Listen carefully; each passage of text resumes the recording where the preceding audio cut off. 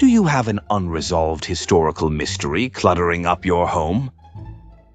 Is it sitting in the garage beside the broken exercise bike, 3 boxes of old tax records, and a metal detector you bought after watching one treasure hunting show? Are investigators refusing to call your theory proven simply because you lack evidence, witnesses, physical remains, reliable documents, or anything normally associated with knowing what the hell happened? Then you need the Historical Narrative Laundering Company. At the Historical Narrative Laundering Company, we transform inconvenient uncertainty into smooth, professionally packaged certainty. No body, no problem. No corroboration, we call that creative freedom. Was your main witness elderly, heavily medicated, and telling the story 40 years later? Congratulations, you may qualify for our Platinum Deathbed Confession Package. We take one disputed claim, remove words like allegedly, possibly, and unconfirmed, then add ominous music, dramatic lighting, and a respected actor staring silently through a rain-covered window.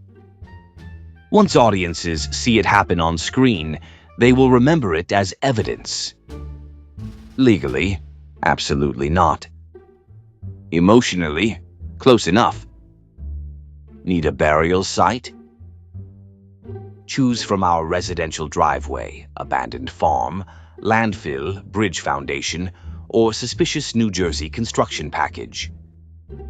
Every search includes news cameras, heavy machinery, one retired investigator pointing at dirt, and a complimentary announcement that nothing of evidentiary value was found. Do not worry. A failed search does not kill a theory. It gives it another documentary.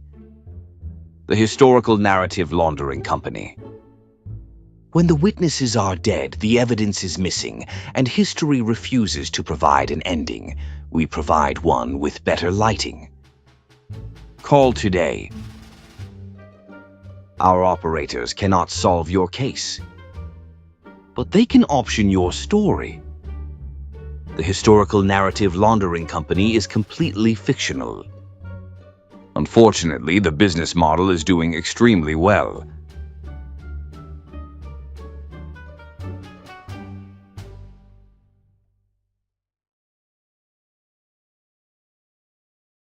Disclaimer. This documentary is presented for educational, historical, analytical, and entertainment purposes. It examines public records, court cases, investigative reporting, published books, law enforcement statements, interviews, disputed confessions, competing theories, and one extremely expensive movie that arrived with the confidence of a federal indictment and considerably better lighting. No statement in this documentary should be interpreted as a formal accusation against any living person. Frank Sheeran's claims regarding Jimmy Hoffa, Joe Gallo, and other alleged crimes remain disputed. His statements are presented as claims made by Sheeran and reported by Charles Brandt, not as universally accepted historical fact. Jimmy Hoffa's disappearance remains officially unresolved. No one has been convicted of his murder. His remains have never been recovered, and the existence of a 3.5-hour film does not legally qualify as closing the case. This documentary does not glorify organized crime, corruption, murder, union racketeering, witness intimidation, historical revisionism, or digitally de-aging Robert De Niro until the laws of time itself filed a grievance.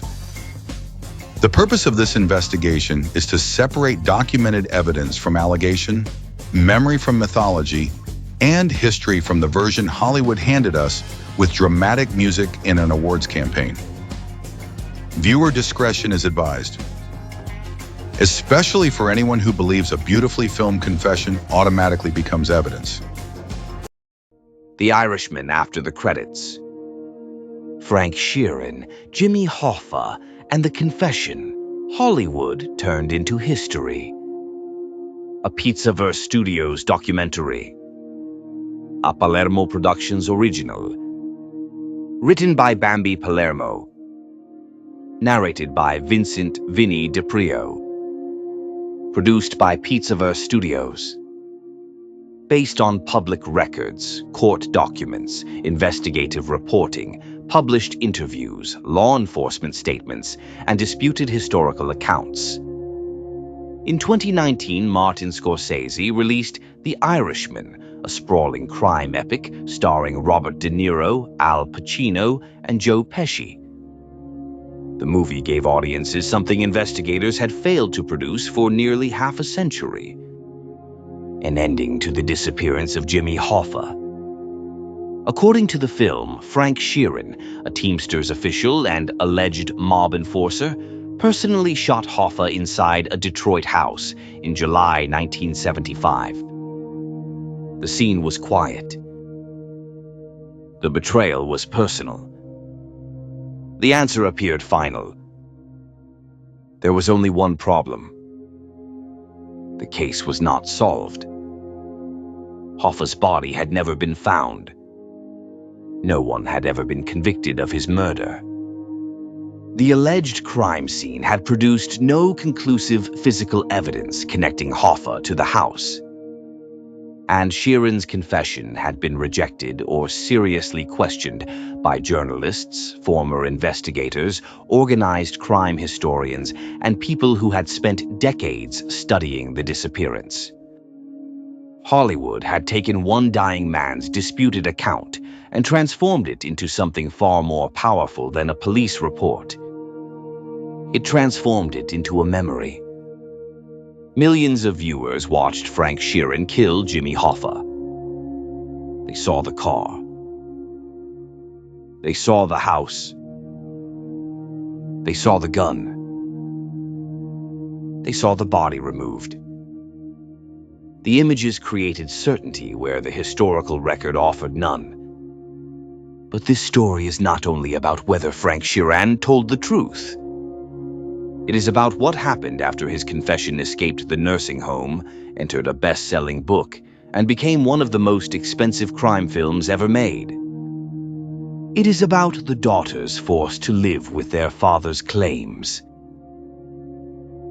The Hoffa family still waiting for a body.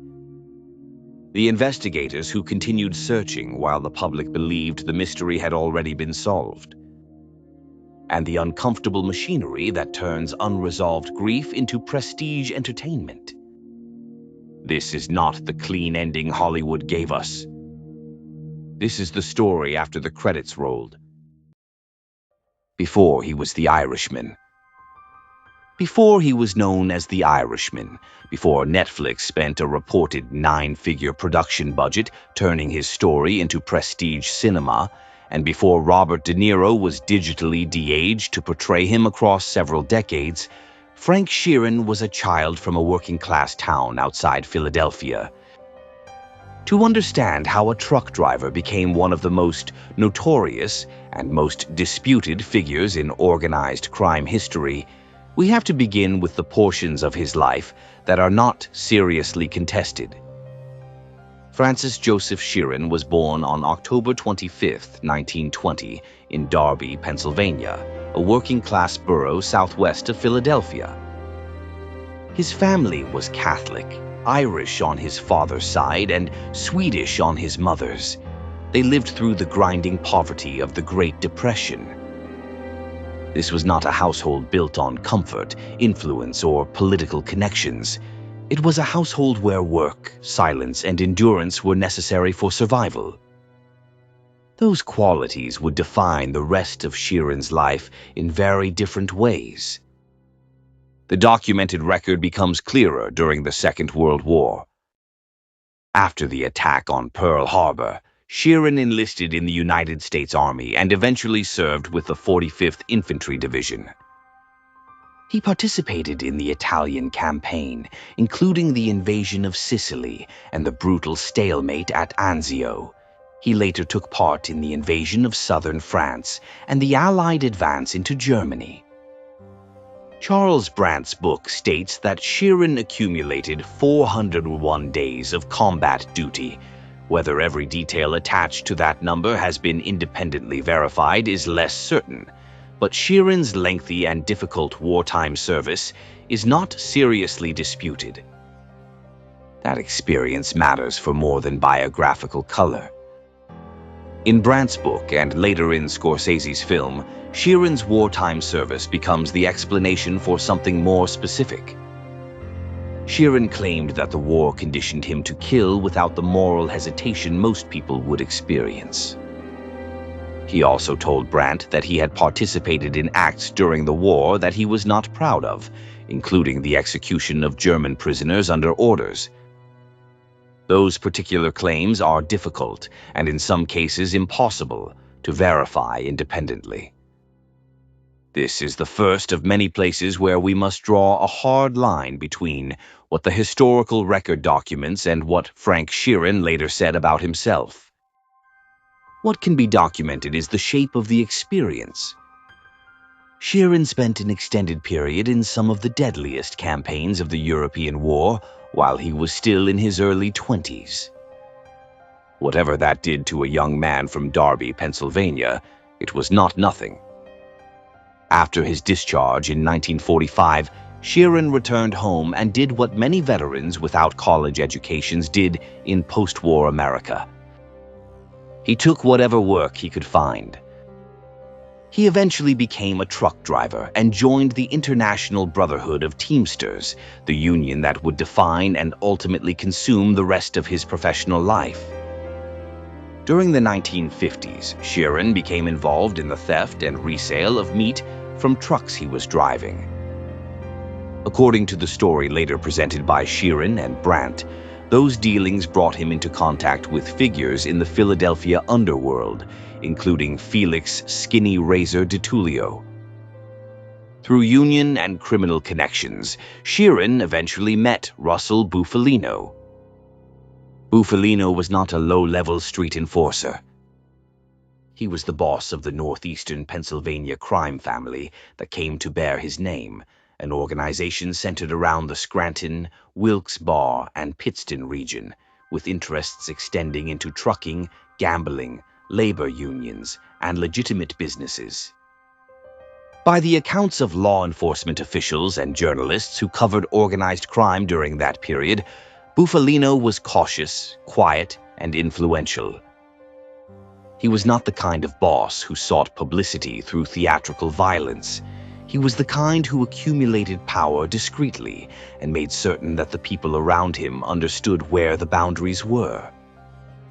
According to Sheeran, Bufalino became something close to a father figure.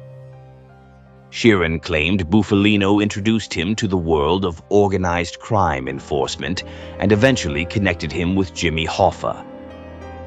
That phrase, according to Sheeran, will appear repeatedly throughout this story. It matters.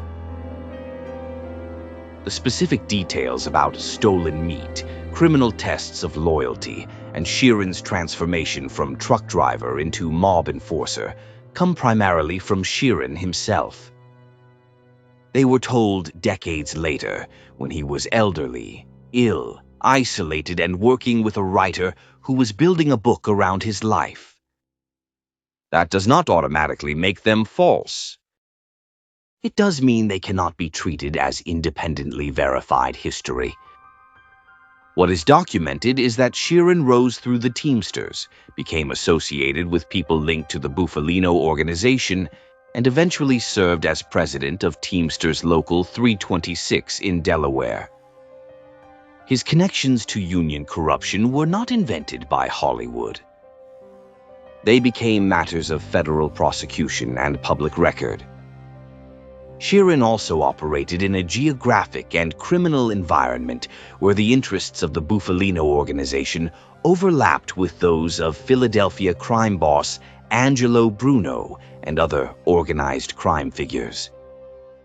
He spent years moving through union and underworld circles where decisions affected trucking routes, contracts, pension money, political influence, and the livelihoods of ordinary workers. Then there was Jimmy Hoffa. According to Sheeran, Bufalino helped bring him into direct contact with James Riddle Hoffa, president of the International Brotherhood of Teamsters and one of the most powerful labor leaders in American history. Hoffa commanded a union representing well over 1 million workers and exerted influence over one of the largest pension funds in the country. By the early 1960s, his name had become synonymous with two things at once: the genuine power of organized labor and the infiltration of that power by organized crime. In Sheeran's account, Hoffa needed men he could trust to handle the aspects of union politics that could not be conducted through official channels. Intimidating rivals, discouraging dissent, enforcing discipline, making problems disappear. Sheeran claimed he became that kind of man for Hoffa. This is where Brandt's book introduces its most famous line. Sheeran claimed that during his first telephone conversation with Hoffa, the union president opened by saying, "I heard you paint houses." In the criminal language Sheeran described, painting houses meant killing people, with the paint referring to blood sprayed across walls. Sheeran said he answered that he also did his own carpentry, meaning he disposed of bodies. The phrase was so striking that Brandt used it as the title of his book, "I Heard You Paint Houses." There is, however, no independent recording, wiretap, FBI document, or surviving witness confirming that Hoffa ever said those words to Sheeran. The line comes from Sheeran's recollection of a private telephone call. Only 2 people could have heard the conversation. One died in 2003. The other vanished in 1975.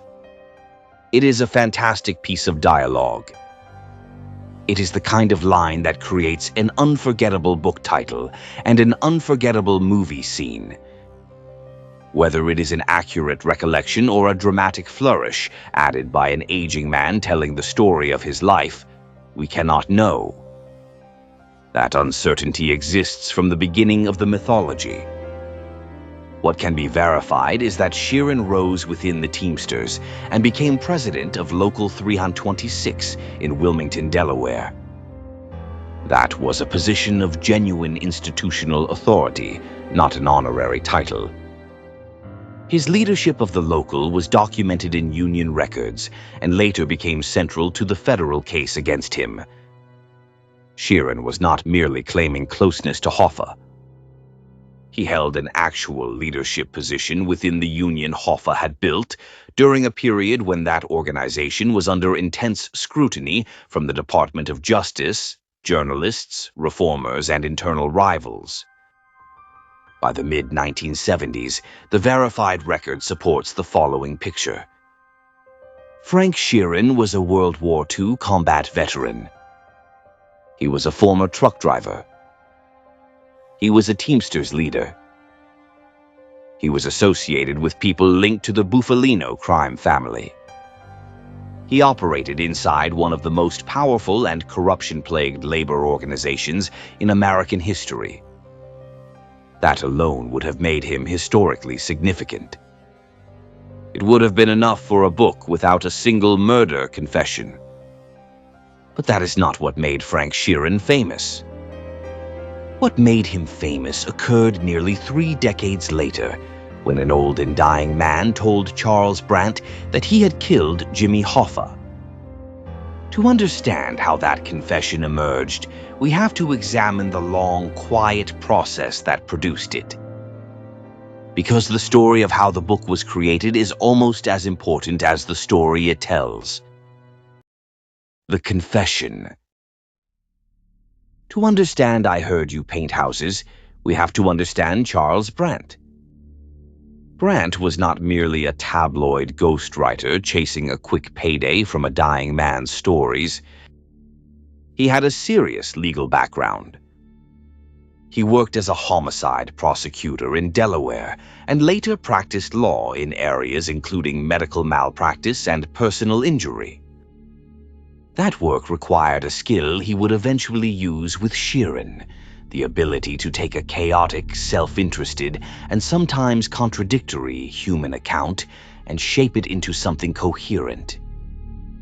Brandt's professional background gave the eventual book an appearance of authority. It was not marketed as pulp fiction. It was presented and widely received as serious narrative nonfiction. Brandt became connected with Sheeran during the period surrounding Sheeran's release from federal prison on medical grounds. Over the following years, what began as a legal and professional relationship developed into something closer to a relationship between confessor and listener. Brandt described spending years building Sheeran's trust. Sheeran had spent his adult life in institutions that rewarded silence: the military, organized labor, prison, and the criminal world. He was not going to reveal everything immediately.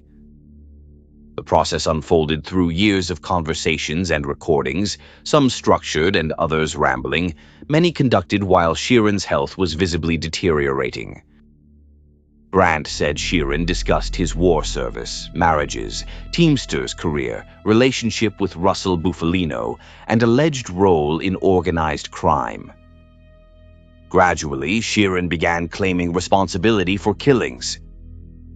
Every one of those claims must be labeled accurately. They are allegations made by Sheeran about himself. They are not convictions or independently established facts. Sheeran suggested that he had killed more than 24 people during his career as an enforcer. That is an extraordinary number for any individual to claim. It is especially extraordinary for a man who was never convicted of murder and who, according to later reporting, was not widely remembered in Philadelphia law enforcement or criminal circles as a prolific killer. The two killings that made Sheeran famous were those of Jimmy Hoffa and Joseph "Crazy Joe" Gallo. We will examine the Hoffa claim in detail later. For now, here is the basic shape of what Sheeran told Brandt. Sheeran said that in late July 1975, he was brought into a plot designed to lure Hoffa to a supposed peace meeting with mob-connected Teamsters rivals. Sheeran claimed Hoffa trusted him enough to enter a vehicle and travel to the meeting because Sheeran was present. According to Sheeran, Hoffa believed he was among allies. Sheeran said they arrived at a house on Beaverland Street in Detroit. Once inside, according to his account, Hoffa realized that no meeting was taking place. Sheeran claimed that as Hoffa turned to leave, he shot him twice in the back of the head. Other men then allegedly removed and disposed of the body. No physical remains have ever been recovered. No evidence found inside the Beaverland Street house has been conclusively linked to Hoffa. Sheeran's claim regarding Joe Gallo was, if anything, even bolder. Gallo was murdered at Umberto's Clam House in New York's Little Italy during the early morning hours of April 7, 1972.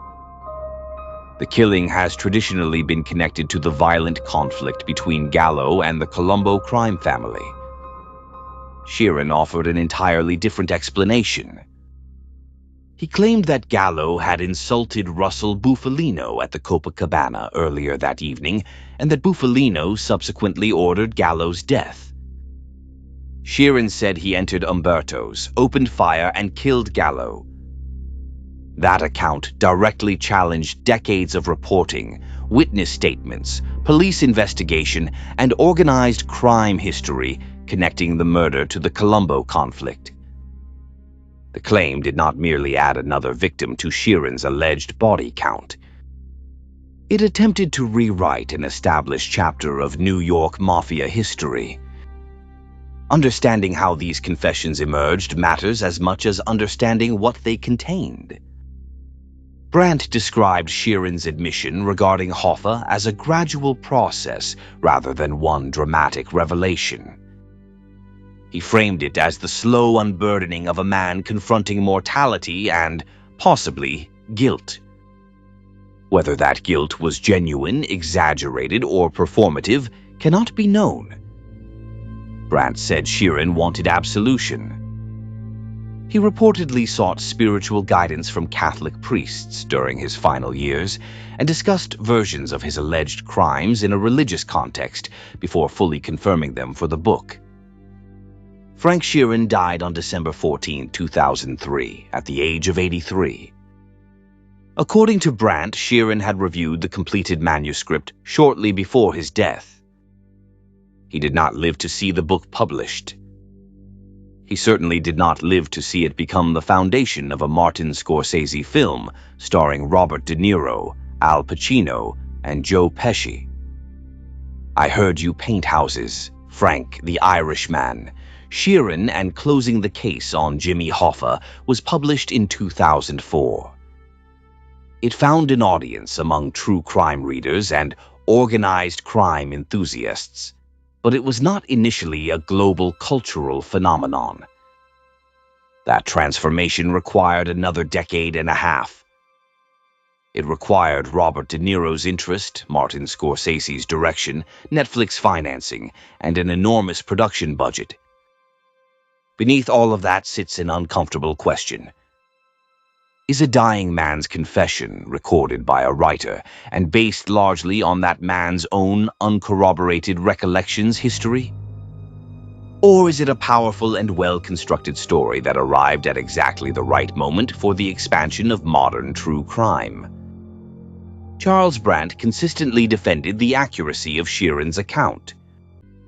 He pointed to details he believed corroborated portions of the story, including statements attributed to William Big Billy D'Elia, who eventually led what remained of the Bufalino organization and later cooperated with federal authorities. Brandt also rejected claims that Sheeran had never been taken seriously by law enforcement. Sheeran was questioned by the FBI regarding Hoffa's disappearance, and his name appeared in the FBI's internal Hoffa's memorandum as a person relevant to the investigation. That is a meaningful point in Sheeran's favor. He was not a completely unknown Teamsters official whose connection to Hoffa was invented after his death. He was on investigators' radar during the actual Hoffa investigation. But being questioned by the FBI is not the same as being identified as the killer. Appearing in an internal investigative memorandum is not the same as having a confession independently corroborated. The Hoffa investigation involved hundreds of agents and an enormous number of interviews with people connected to organized labor, organized crime, and Hoffa's personal life. Sheeran's presence within that investigative universe does not prove that his later murder account was true. By 2004, the story stood on uncertain ground. A detailed confession from an aging man. A writer who believed him.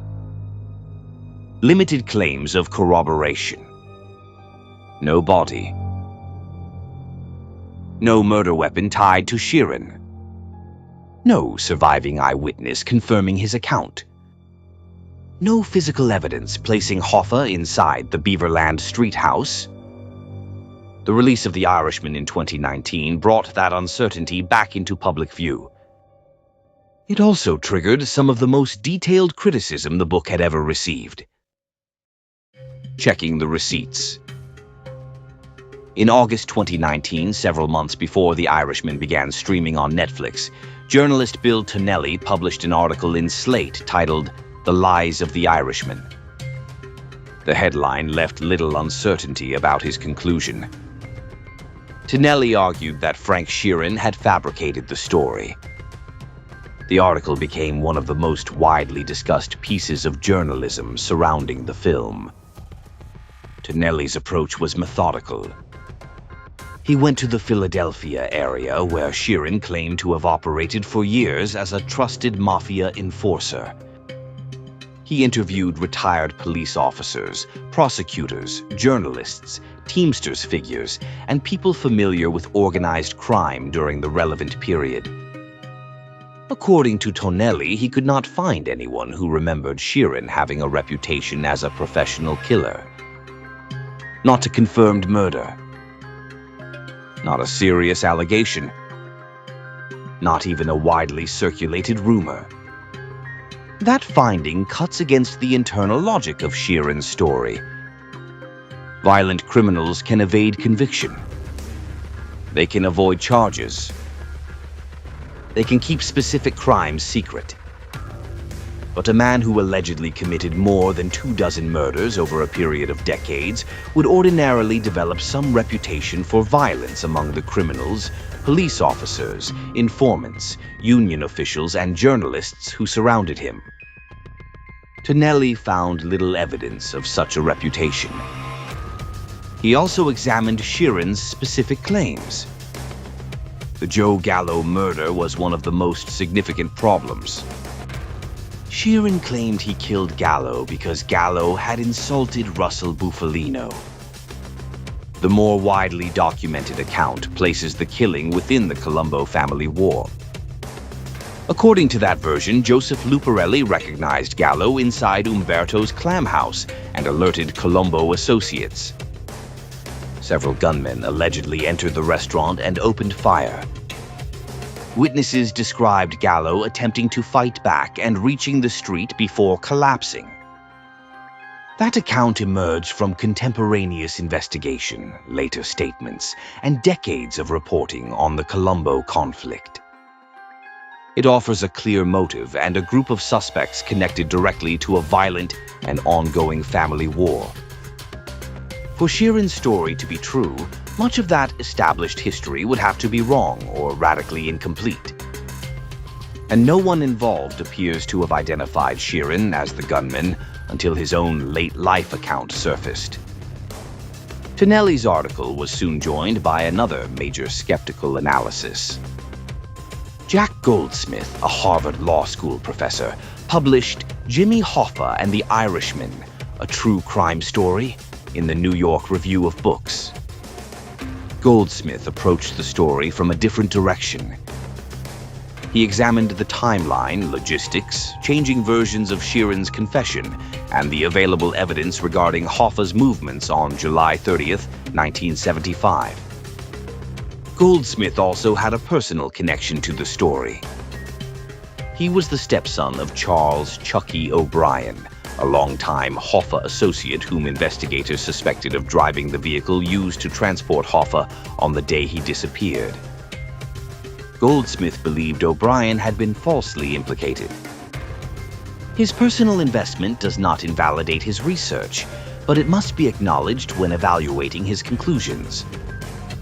Goldsmith's work raised serious questions about Sheeran's account and the broader public understanding of the case. The combined reporting by Tonelli, Goldsmith, Dan Moldea, and other researchers established that skepticism regarding Sheeran was not merely an internet theory. It was a serious position supported by journalists, legal scholars, former investigators, and organized crime historians. Charles Brandt and his publisher pushed back. Steerforth Press issued a public response accusing Tonelli's article of ignoring evidence Brandt had provided. The response emphasized that Sheeran had been questioned by the FBI and had appeared in the Hoffa's memorandum. Brandt continued to cite information from William Delia and others as support for portions of Sheeran's story. So where does that leave us? In genuinely unresolved territory. On one side is a detailed first-person confession recorded across years by a professionally experienced attorney and former prosecutor who believed his source. On the other side are independent investigations that found little contemporary evidence supporting Sheeran's reputation as a hit man and significant contradictions involving crimes he claimed to have committed. There is also an uncomfortable commercial reality beneath the controversy. A confession to the murder of Jimmy Hoffa is extraordinarily marketable. A memoir by a corrupt Teamsters official with mob connections is interesting. A memoir by the man who says he personally killed Jimmy Hoffa is a publishing event. That does not prove Sheeran lied for money. It does not prove Brandt manipulated the story dishonestly. Human motives are rarely that clean. Sheeran may have told a version of the truth that had been reshaped by age, memory, guilt, self-importance, and decades of retelling. He may have exaggerated his role in events he knew something about. He may have believed portions of his own mythology. He may have wanted absolution. He may have wanted significance. More than one of those things can be true at the same time. We are not here to declare with certainty that Sheeran killed Hoffa. We are also not here to declare with certainty that he did not. No one has ever been convicted of Hoffa's murder, the crime that actually sent Sheeran to prison. Whatever you believe about Sheeran's murder claims, one portion of his criminal history requires far fewer qualifications. The federal labor racketeering case that sent him to prison. By the late 1970s, Sheeran was not merely a mob associate operating in the background of Teamsters politics. He was president of Teamsters Local 326 in Wilmington, Delaware. He held real authority over a local representing working people whose wages, benefits, seniority, and employment protections depended on union leadership. That authority gave Sheeran something more valuable to corrupt businesses and organized crime than one isolated act of violence. It gave him influence over labor. The federal case centered on businessman Eugene Hoffa Sr. and a network of labor leasing companies. Under the scheme described by prosecutors and later court decisions, businesses could dismiss unionized employees and lease replacement workers through outside companies. The leasing operations could then move workers between nominally separate companies, disrupting accumulated seniority, wages, and benefits. According to prosecutors, Sheeran accepted payments in exchange for cooperating with the scheme rather than defending the interests of the union members he represented.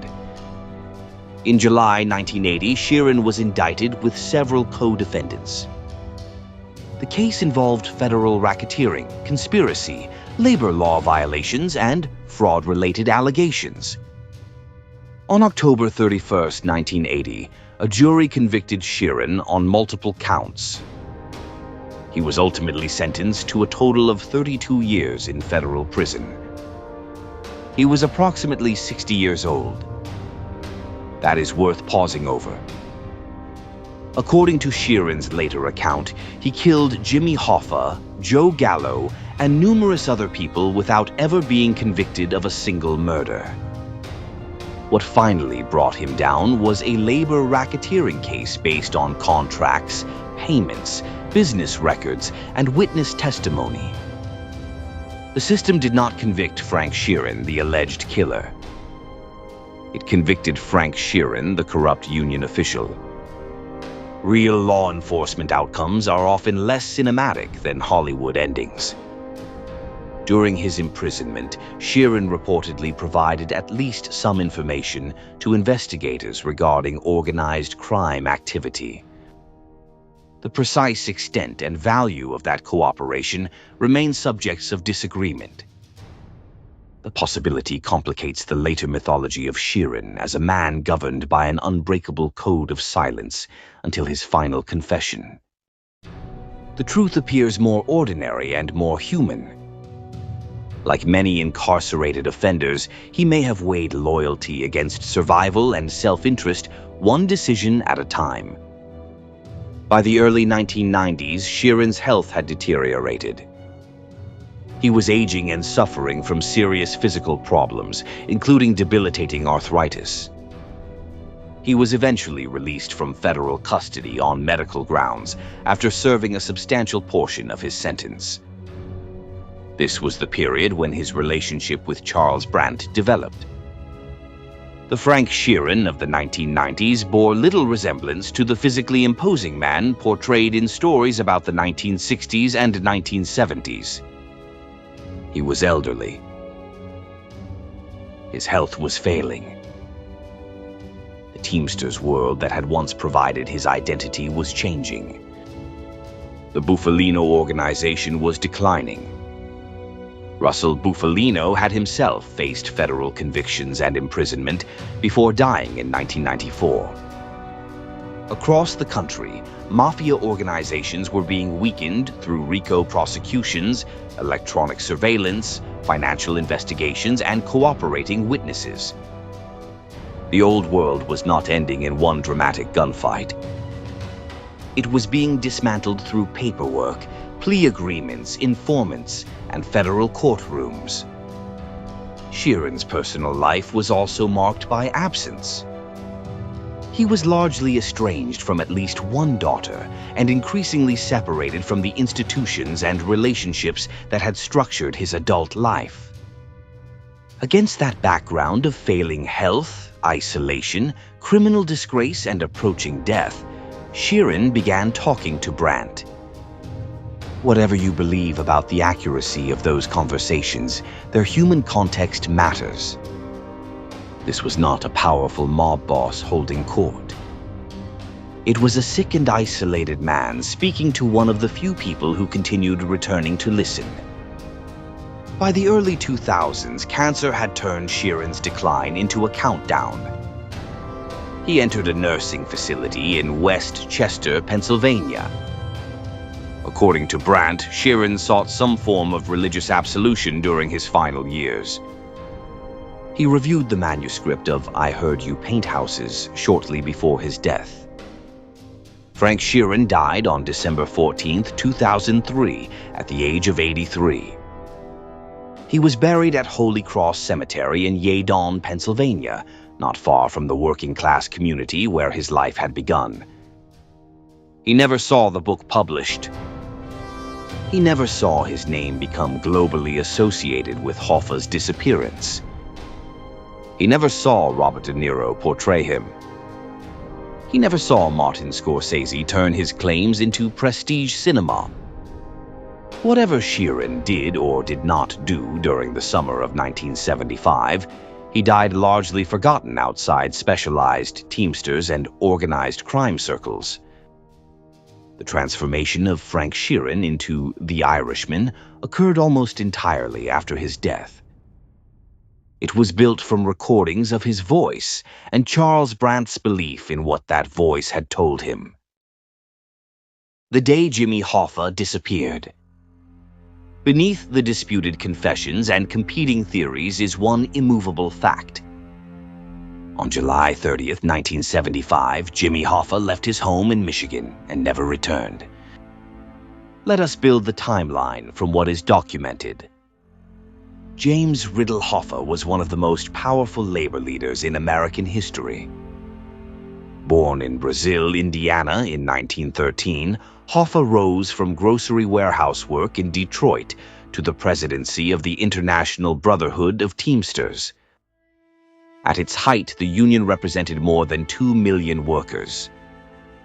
Under Hoffa, the Teamsters secured major national agreements and became one of the most influential labor organizations in the country.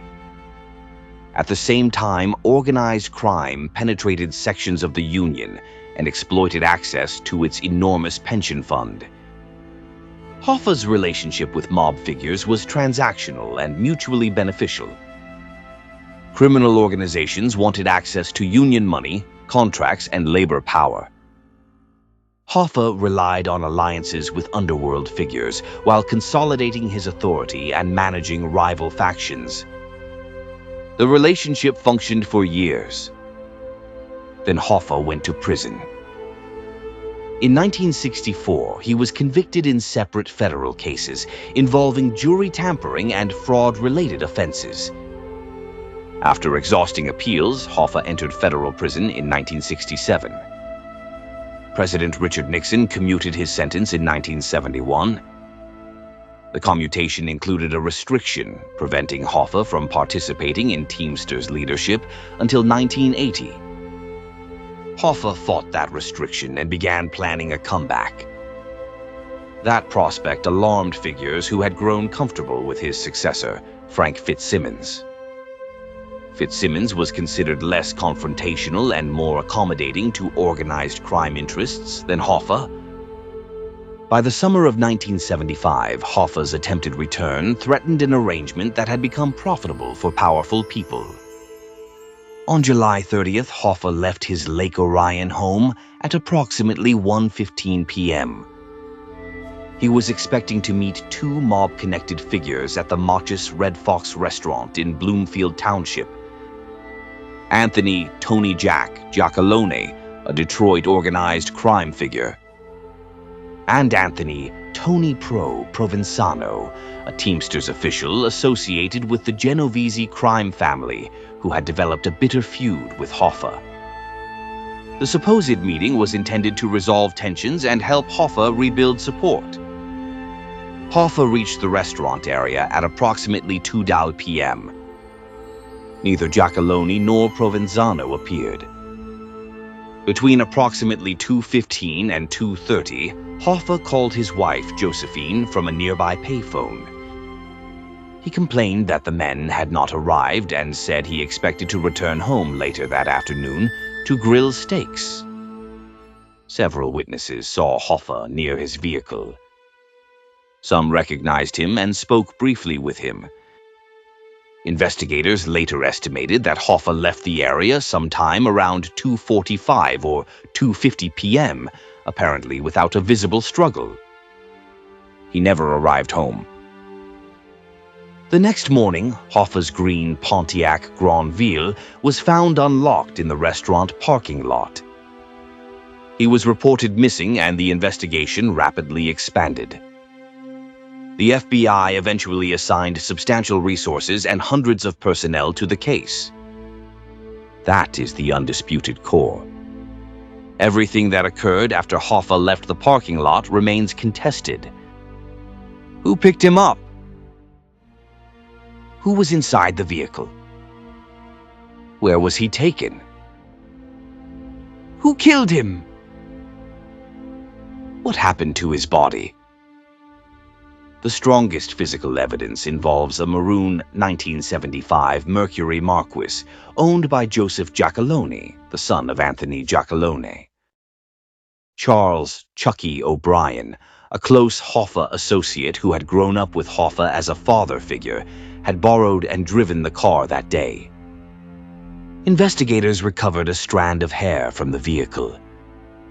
In 2001, DNA analysis found that the hair was consistent with samples obtained from Hoffa's hairbrush. Police dogs had also reportedly alerted to Hoffa's scent in the rear passenger area. The hair evidence strongly suggests that Hoffa had been inside the vehicle at some point. It does not establish exactly when he was inside it. It does not prove that O'Brien knew a murder was going to occur. And it does not identify the person who killed Hoffa. But it is among the most concrete physical evidence ever developed in the case. Now let us place the principal competing theories side by side. Sheeran's version. According to Brandt's book, Sheeran claimed he was included because Hoffa trusted him. Sheeran said Hoffa entered the vehicle without suspicion because he saw a friend. The group allegedly included Hoffa, Sheeran, O'Brien, and Salvatore "Sally Bugs" Briguglio. Sheeran said they drove to a house on Beaverland Street in Detroit. Once inside, Hoffa allegedly realized that the promised meeting was not taking place. Sheeran claimed he shot Hoffa twice in the back of the head. Other men then removed the body. Various versions of the disposal story have involved a funeral home and cremation. That explanation accounts neatly for the absence of remains. Critics argue that it also eliminates any possibility of physical verification. The Provenzano crew theory. A more widely cited theory among veteran investigators and journalists focuses on associates of Tony Provenzano. In this version, Detroit figures helped lure Hoffa to the false meeting, while Provenzano connected enforcers carried out the murder. Names repeatedly associated with this theory include Salvatore Briguglio and Thomas and Stephen Andretta. Journalist Dan Moldea, who has investigated the Hoffa case for decades, has argued that the murder involved Provenzano's faction and that Hoffa's body may have been transported to New Jersey. One disposal theory placed the remains in a drum buried beneath or near the Pulaski Skyway in Jersey City. The FBI examined that location decades later, but reported finding nothing of evidentiary value. The O'Brien question. Jack Goldsmith's research focuses heavily on Chucky O'Brien. O'Brien admitted driving the Giacalone vehicle that day, but consistently denied participating in Hoffa's disappearance or knowingly delivering him to his killers. Goldsmith argued that O'Brien's known activities and timeline made the government's traditional theory regarding his role less persuasive than it had been publicly portrayed. Other investigators remain unconvinced. The hair found in the car keeps O'Brien tied to one of the central unresolved questions. Was he an active participant? Was he an unwitting driver? Was Hoffa inside the car for an unrelated reason on another occasion? The evidence cannot answer those questions conclusively. The major theories do not merely disagree about minor details. They disagree about the basic architecture of the crime. Who ordered it? Who transported Hoffa? Who pulled the trigger? Where the killing occurred? And where the body went? No remains have ever been found. The number of searches conducted over 5 decades is staggering. Investigators searched farms, houses, fields, landfills, driveways, and properties across Michigan and New Jersey. In 2006, the FBI spent approximately 2 weeks searching a horse farm in Milford Township, Michigan, once associated with Teamsters figure Roland McMaster. No remains were discovered. In 2013, the FBI searched property in Oakland Township, Michigan, after receiving information from reputed Detroit mob figure Tony Zerilli. Again, nothing was found. In 2021, the FBI conducted a survey near the Pulaski Skyway in Jersey City, based on information suggesting that Hoffa had been buried in a container at the site. In 2022, the Bureau announced that nothing of evidentiary value had been discovered. On the 50th anniversary of Hoffa's disappearance in July 2025, the FBI's Detroit field office publicly confirmed that the investigation remained active. The Bureau again asked anyone with credible information to come forward. Hoffa's son, James P. Hoffa, continued calling for the release of additional government files. The Teamsters also issued statements emphasizing that behind decades of jokes and mythology was a real family that lost a husband and father. That is where the verifiable record leaves us. Jimmy Hoffa was declared legally dead in 1982. His remains have never been recovered. No one has been charged with his murder. The FBI continues to describe the investigation as active. Multiple theories remain in circulation. Frank Sheeran's confession is one of them. It is not a solved case. Martin Scorsese's film provides a house, a gun, a shooter, and a sequence of events presented with extraordinary cinematic confidence. The historical record provides nothing close to that level of certainty.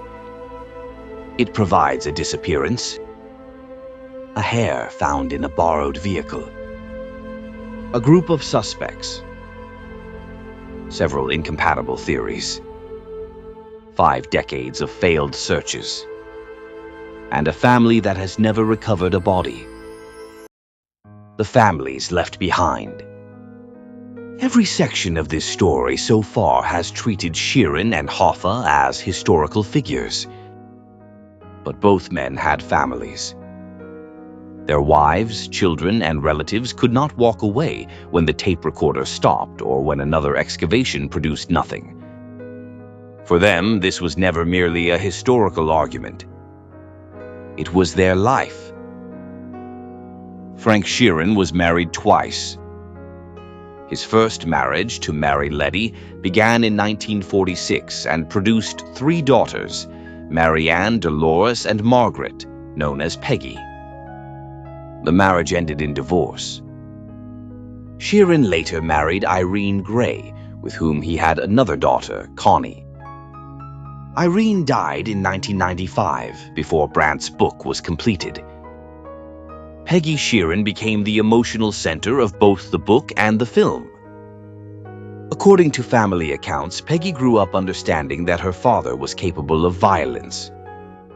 One often repeated incident involved Sheeran attacking a store owner who had frightened or reprimanded Peggy after she caused an accident inside the store. The event reflected the contradiction at the center of her relationship with him. He could be protective toward his daughter while terrifying everyone around her. According to Sheeran's account, the decisive break occurred shortly after Hoffa disappeared. Sheeran claimed Peggy watched news coverage and looked at him in a way that convinced him she suspected his involvement. He said she withdrew from his life and eventually stopped speaking with him. The estrangement lasted for decades.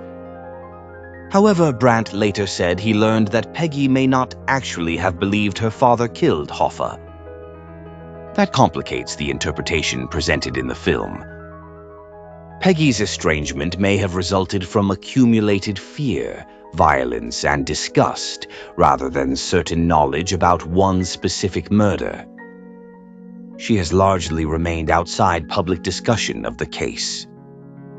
She did not choose to become the silent moral center of a major Netflix film. Dolores Sheeran responded differently. She spoke with Brandt and later discussed her reaction to the book. Dolores said she had long suspected her father might have known more about Hoffa's disappearance than he admitted. But suspicion is not the same as reading a detailed confession. She described the manuscript as increasingly difficult to process. Hoffa had not been an abstract historical figure to the family. She had met him. Hoffa had given her father a valuable watch, an object Sheeran treasured. Dolores also held power of attorney during her father's final years. Sheeran did not want to be kept alive artificially after losing his mental capacity, and Dolores helped ensure that his wishes were followed. She and her husband later cleared his apartment. In interviews surrounding the film's release, Dolores expressed a complicated sense of relief that the story was finally public. She described the family as having lived under a dark cloud. She hoped some form of peace might eventually become possible for Hoffa's family as well. Jimmy Hoffa's wife, Josephine, was the last known person to speak with him by telephone. She spent the next 5 years without an answer. Josephine Hoffa died in September 1980. She never recovered her husband's body. She never received a prosecution, confession supported by evidence, or official explanation. Their son, James P. Hoffa, later became president of the Teamsters himself. He led the union from 1999 until 2022. Across his career, he repeatedly expressed skepticism regarding Sheeran's confession and called for greater transparency from the federal government. James was 34 years old when his father disappeared. More than half a century later, he remains part of a family still asking the same basic questions. Where is Jimmy Hoffa? Who killed him? What information remains inside government files? Every few years, a new tip appears. Another property is searched. Another person offers a confession. Another documentary is produced. Another headline promises that the mystery may finally be solved. Then the search ends. Nothing is found. And the family begins waiting again. The current Teamsters leadership addressed this during the 50th anniversary of Hoffa's disappearance. The union pushed back against the cultural transformation of Hoffa into a punchline. Behind the jokes about stadium foundations and concrete was a real family that never held a funeral with a body present. That tension sits at the center of true crime. Every documentary, book, podcast, and film treats the disappearance as a mystery for an audience to solve. But the mystery belongs first to people who have lived without an answer. There is also the decline of the organization associated with Russell Bufalino.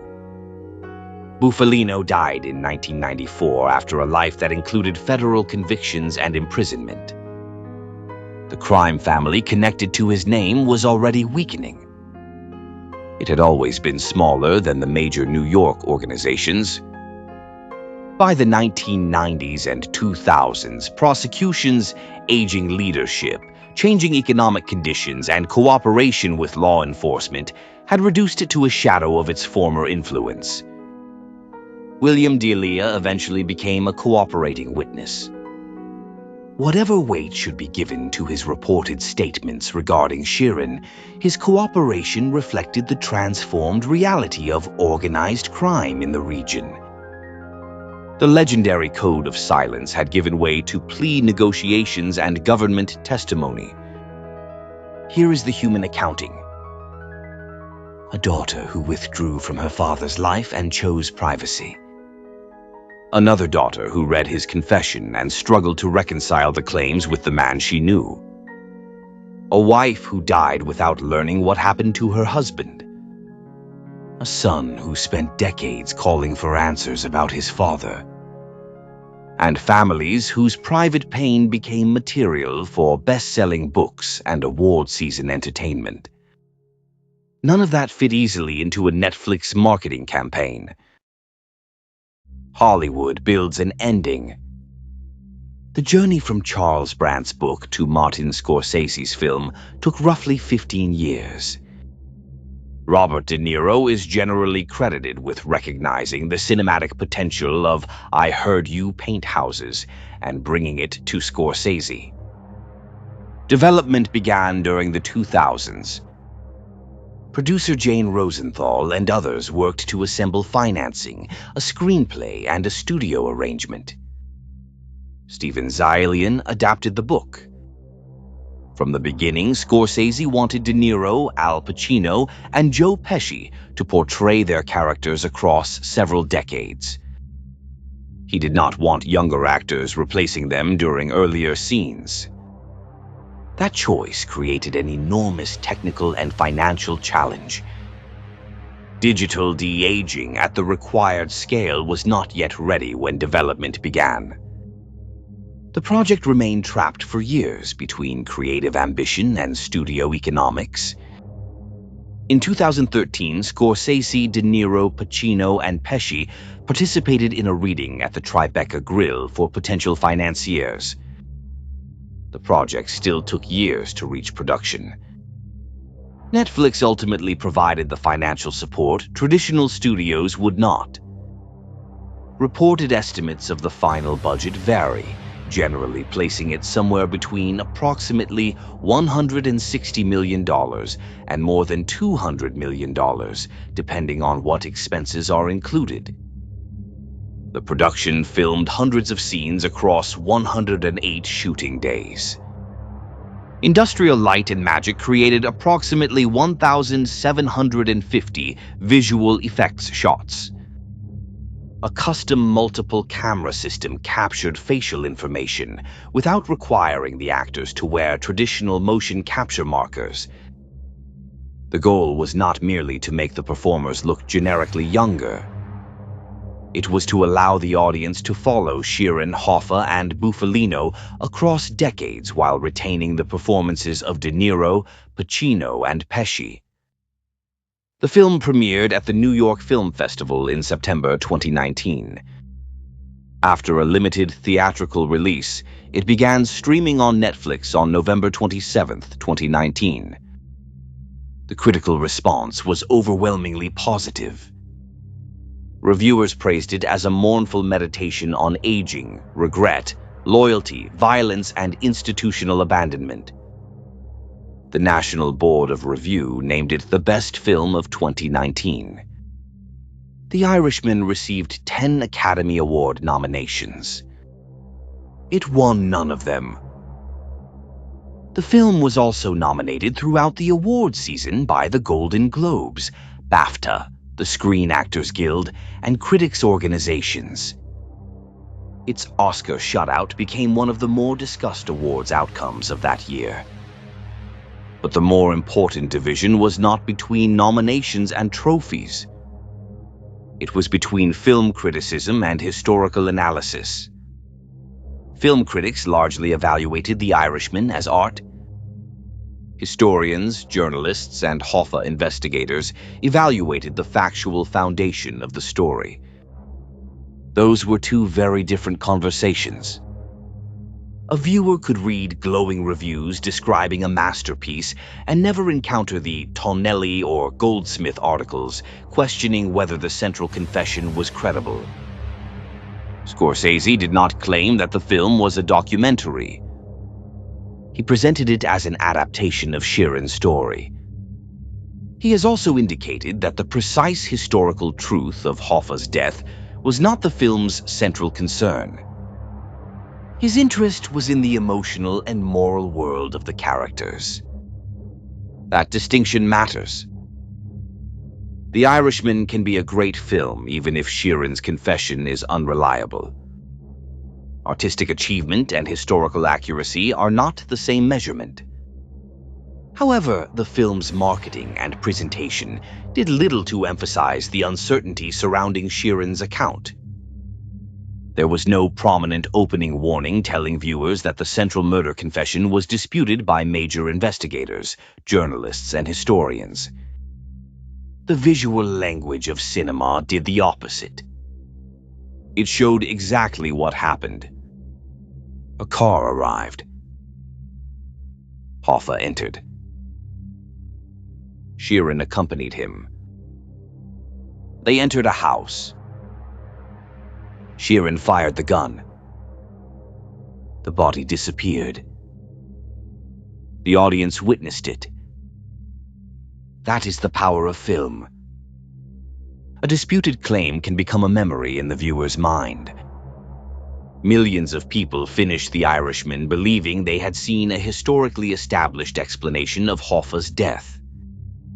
They had actually seen one contested account dramatized with extraordinary authority.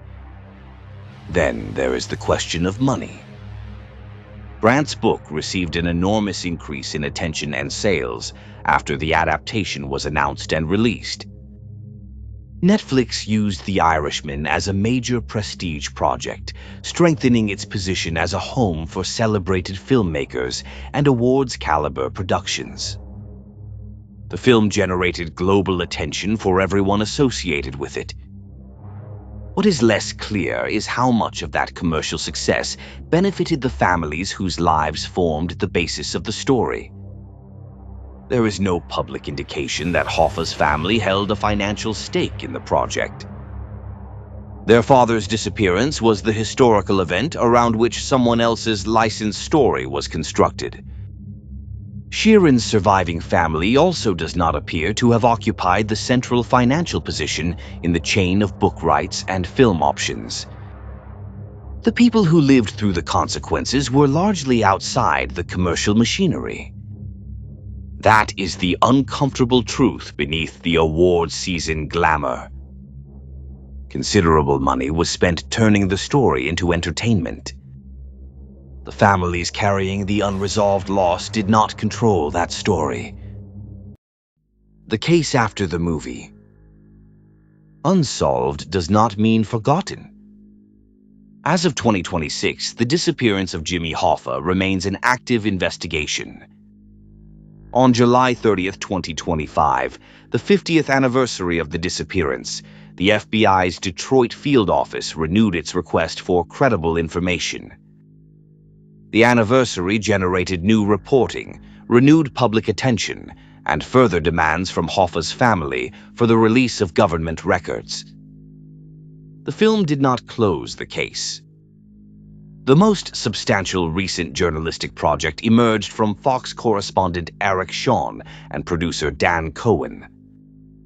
Their investigation began before The Irishman was released and eventually developed into the Fox Nation series Riddle, the search for James R. Hoffa, accompanied by a podcast.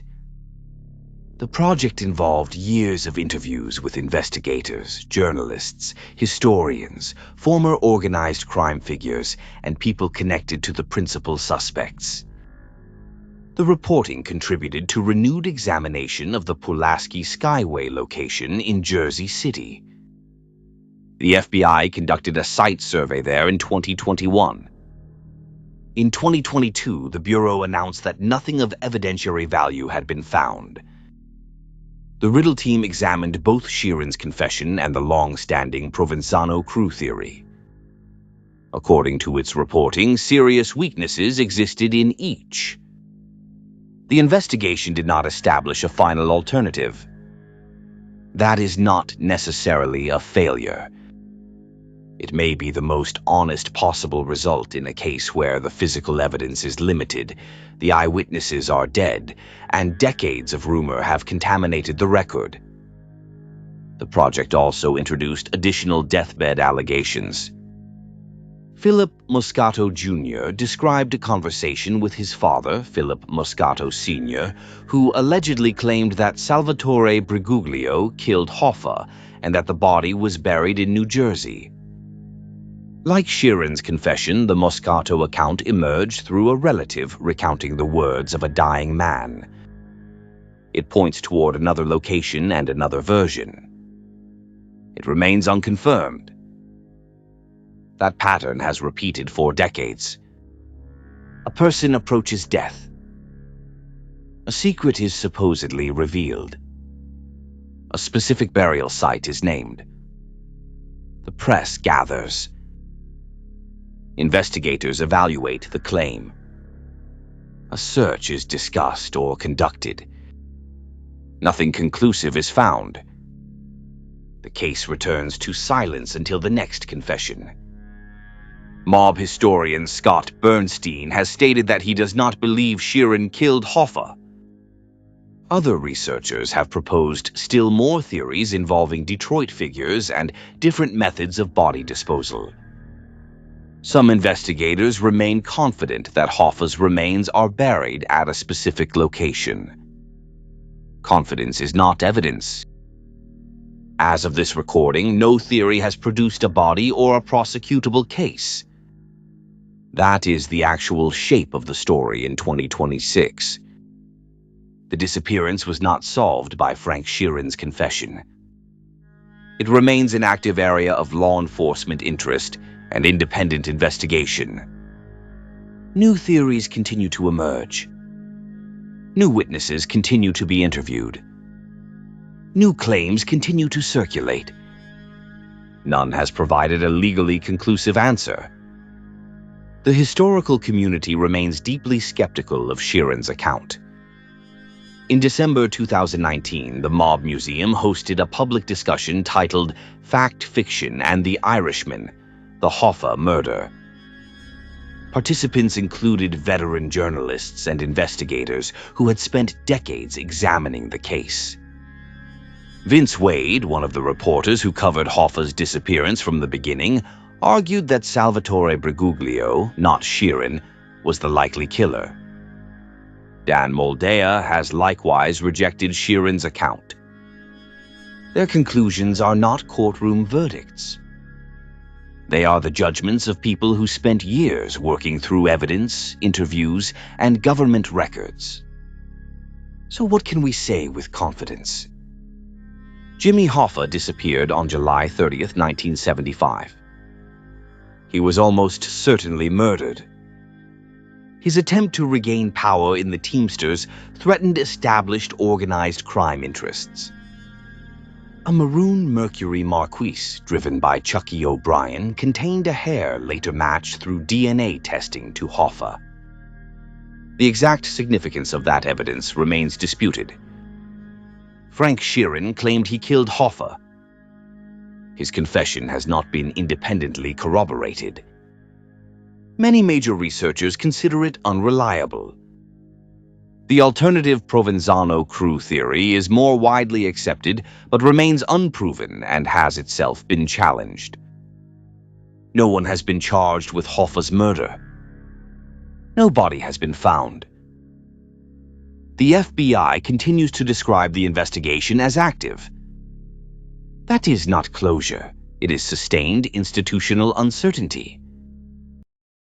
Why we needed the confession to be true? The difference between the historical record and the Irishman is almost jarring. The film gives viewers the emotional experience of closure. The record does not. There is a larger reason the Hoffa story continues generating documentaries, podcasts, books, excavations, and confessions. The disappearance sits at the intersection of several powerful American obsessions. Organized labor, political power, the mafia, corruption, masculinity, loyalty, betrayal, and the national discomfort with a story that refuses to end. Most crime narratives eventually produce some form of resolution. An arrest, a trial, a verdict, a body. The Hoffa case offers none of them. That absence keeps the mystery alive. Frank Sheeran's confession offered the public an ending. It was morally bleak, emotionally powerful, and narratively complete. Hoffa trusted a friend. The friend betrayed him. The killing occurred in an ordinary house. The body was destroyed. The killer spent the rest of his life carrying the guilt. That is a story. A strong story. The actual record is much less satisfying. Hoffa disappeared. Several people may have been involved. A vehicle contained one of his hairs. Multiple suspects died without being charged. Investigators searched repeatedly. The body was never found. The case remains open. That does not provide the emotional architecture audiences expect. Brandt's book supplied one. Scorsese's film supplied it again with far greater power. The confession's attraction may have had less to do with the strength of its evidence than with the strength of its ending. Human beings dislike unresolved narratives. We would often rather accept a questionable answer than live permanently without one. That tension is the true subject of this story. The need for resolution and the historical reality of uncertainty. Hollywood took one dying man's account and gave it the authority of Robert De Niro's performance, Martin Scorsese's direction, Steven Zaillian's screenplay, and an enormous production budget. That does not make The Irishman a bad film. It remains a masterful meditation on aging, violence, regret, and the emptiness awaiting men who devote themselves to institutions that eventually discard them. But a great film is not automatically an accurate historical document. Confusing those two achievements does a disservice to the real people involved. To Peggy Sheeran, whose estrangement from her father was transformed into a cinematic moral verdict. To Dolores Sheeran, who struggled with claims she could never fully verify. To James P. Hoffa, who has spent decades seeking information about his father. To Chucky O'Brien, who lived under suspicion and died maintaining his innocence. And to investigators who spent thousands of hours searching farms, houses, fields, landfills, and highway property without recovering a single confirmed fragment of Hoffa's remains. Final thoughts. We return to where the story began, a nursing facility in West Chester, Pennsylvania. The final weeks of 2003, a dying man speaking into a tape recorder. His words would outlive him. They would reshape how millions of people understood one of the most famous disappearances in American history. Whether everything Frank Sheeran said was true, we may never know. What we do know is that the confident cinematic version of the story is not the same as the historical record. The record is messier, more disputed, more uncertain, and in many ways more human. Jimmy Hoffa is still missing. No one has been charged with his murder. The investigation remains open. Between a dying man's confession and a family's unanswered questions, the real story is still being written, one lead, one document request, one witness statement, and one failed search at a time. There is one final person whose place in this story deserves attention: Charles Brandt. Brandt died on October 22, 2024, at Delaware Hospice in Wilmington at the age of 82 from complications associated with chronic kidney disease. The man who spent years recording Sheeran's final claims eventually died in hospice himself, more than 2 decades after Sheeran. Brandt's career complicates the easy caricature of him as a gullible or opportunistic writer, manipulated by a lying old man. He had substantial legal experience. Born in New York City in 1942, Brandt attended Brooklyn Law School and worked as a welfare investigator in East Harlem. He later became a prosecutor in Delaware and rose to the position of Chief Deputy Attorney General. He handled homicide cases and spent years working with witnesses, suspects, defendants, and competing versions of events. He was professionally trained to evaluate confessions.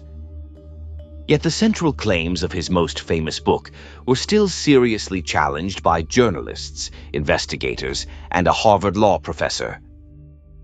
That does not prove Brandt acted dishonestly. It demonstrates something more unsettling. Even a skilled and experienced interviewer can reach the end of a long process holding a compelling story rather than a verified fact. Human memory is not a recording. Confessions are not automatically true. Dying people can lie. They can also misremember, exaggerate, rationalize, merge events, or tell stories they have repeated so many times that the stories feel true even to them. Brandt appeared genuinely excited by the film adaptation. He met with Scorsese, De Niro, and screenwriter Steven Zaillian. Yet he also kept the achievement in perspective. In an interview conducted while the movie was still in development, he said that his grandchildren gave him more pleasure than the film deal. It is a small detail, but it reminds us that outside the mythology, awards, budgets, mafia legends, and conspiracy theories, ordinary human life continued. Brandt later worked on books involving former undercover FBI agent Joseph Pistone and other organized crime subjects. In his final years, he also published a book arguing that organized crime played a major role in the assassination of President John F. Kennedy, another claim that attracted both interest and skepticism. His career remained centered on the same unresolved problem. How much weight should we give a detailed first-person account when independent evidence cannot fully verify it? Here is where the principal figures in this story ended up. Frank Sheeran died in 2003 at the age of 83. His global fame arrived after his death. Russell Bufalino died in 1994 after federal convictions, imprisonment, and the gradual decline of the organization associated with his name. Jimmy Hoffa was declared legally dead in 1982. His remains have never been recovered. Josephine Hoffa died in 1980, 5 years after her husband disappeared. Anthony Tony Provenzano died in prison in 1988 while serving sentences for unrelated crimes, including a union-connected murder. Salvatore Sally Bugs Briguglio was shot to death in 1978 before he could stand trial with Provenzano in a separate murder case. Charles Chucky O'Brien died in February 2020 after spending decades under suspicion and consistently denying involvement in Hoffa's death. Charles Brandt died in 2024, 2 decades after publishing the book that turned Sheeran's confession into one of the most influential true crime narratives of the 21st century. Nearly everyone with direct knowledge of the events is dead. That may be the most important reason this mystery has never been solved, and may never be solved through conventional prosecution. The number of people capable of supplying first-hand information has been shrinking for half a century. Every deathbed confession represents one of the final opportunities to recover testimony. It also represents one of the least reliable forms of evidence. Once the remaining witnesses are gone, whatever they know will disappear with them. The case will move from living memory into permanent historical uncertainty. Frank Sheeran used the closing years of his life to confess to a murder he may or may not have committed. Chucky O'Brien used his final years insisting that he was innocent. James P. Hoffa continues seeking answers about his father. And the rest of us are left holding a story that was presented as settled, even though the evidence never settled it. This will be the last video I do on this subject until new evidence comes to light. There have been enough recycled confessions, empty excavation sites, anonymous sources, deathbed revelations, and headlines promising that Jimmy Hoffa has finally been found. Until there is credible new evidence, a verified document, recoverable remains, or information capable of materially changing the historical record, this investigation ends here. For more deep dives into organized crime, hidden history, psychology, corruption, old Hollywood, dark legends, and the stories powerful people would prefer you never examine too closely, subscribe to Bambi Palermo and the Pizzaverse. This is where myths get questioned, official stories get checked, and cinematic certainty gets dragged into the back room and asked to produce receipts. Leave a comment and tell us what you believe happened to Jimmy Hoffa.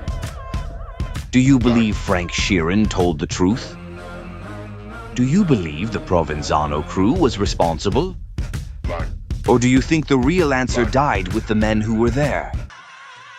This will be the last video I do on this subject until credible new evidence comes to light. Not another recycled rumor. Not another anonymous deathbed confession from somebody's cousin's neighbor's barber. Actual evidence. A document. A verified witness. Recoverable remains. Something capable of changing the historical record. Until then, the Hoffa file is closed here. Hit the like button, subscribe, and turn on notifications so you do not miss the next investigation. Stay sharp. Stay skeptical. Stay authentic. This is the Pizzaverse. And we do not miss. To everyone who watched this entire documentary, thank you. This was not a simple story.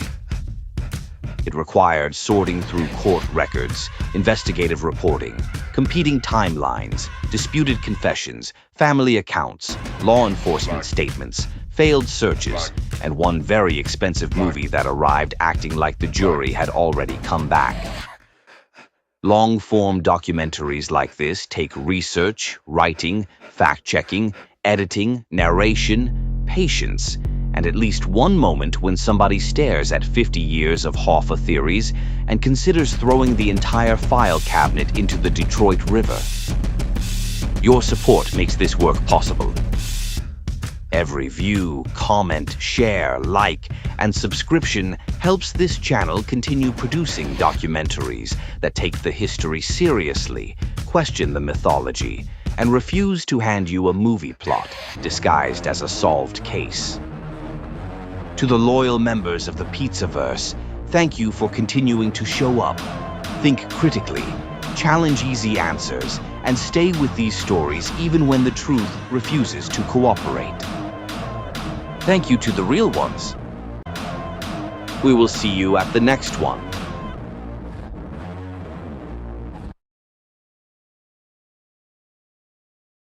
You ever notice how the truth don't disappear?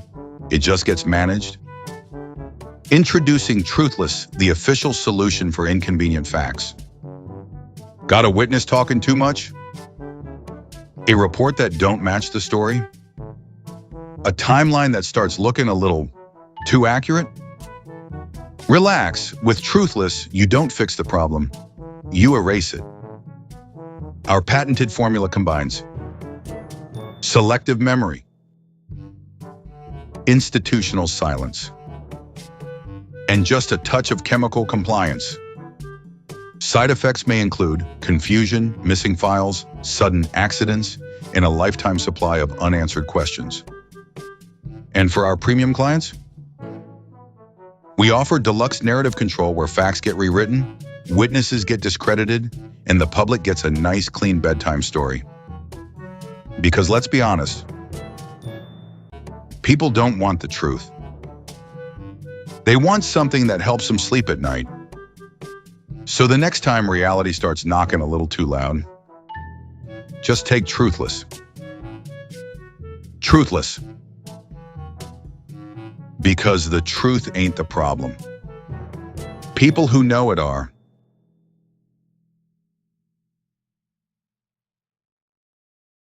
Bro, I'ma tell you like this. I am not the one, little son. Better run with a gun. I'ma tell you like this. Fuck you and fuck where you from. Gotta say the word once and it's done. I'ma tell you like this. We can get a crackin' little bitch. Boy, quit without an attitude, sis. I'ma tell you like this. Better man up, lil' jit. Let me know if it's a problem, it's lit. Still a big talk, cause I got the biggest follow through. I follow money, you tryna get hoes to follow you. I am mad at you. How you hung around me and your dumb ass never learned how to keep it G. God damn it, sickening. Hope you listening. Post how you the realest, but you know it's different. Say you got them dividends, talking about them Benjamins. I ain't even gonna violate and talk about what I learned, but keep my name out your bitch ass mouth. Sure there's other ways you can get that clout. You can dick ride like you do behind the scenes, cause you be switching sides like you LGBT, but I know that boy's around. I know he gon' keep talking. I wasn't raised like that, but I don't come around them types often. Tell you like this, that, for love where you at. You know we can get the shit poppin'. Tell you like this, that, for love where you at. You know we can get the shit. Bro, I'ma tell you like this. I am not the one, little son. Better run with a gun. I'ma tell you like this. Fuck you and fuck where you from. Gotta say the word once and it's done. I'ma tell you like this.